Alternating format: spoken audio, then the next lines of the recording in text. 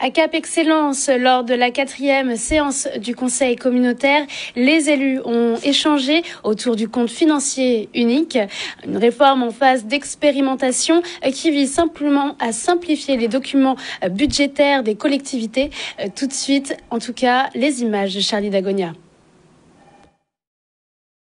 4e séance de l'année 2025 de ce Conseil communautaire de Cap Excellence. Dans le cadre de la loi de finances 2019, l'État, le Parlement, a décidé de permettre l'expérimentation du compte financier unique qui remplace à la fois le compte administratif et le compte de gestion.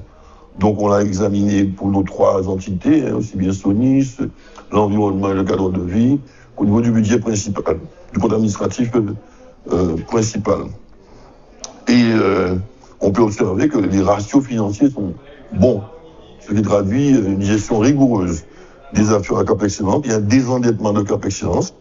Il y a une hausse de 15% des dépenses d'équipement. On examine également le budget supplémentaire 2025 de Cap Excellence, avec des grands projets en cours. Agroparc, on va avancer sur l'Agroparc aux Abîmes. On va avancer sur le centre des arts. On reprend le chantier. On va avancer, même livrer la pépinière Cap Entreprendre sur Bémao à la fin 2025. On examine aussi le conservatoire qu'on va créer au niveau du centre culturel de Sonis, avec un établissement public de coopération culturelle et aussi d'enseignement artistique.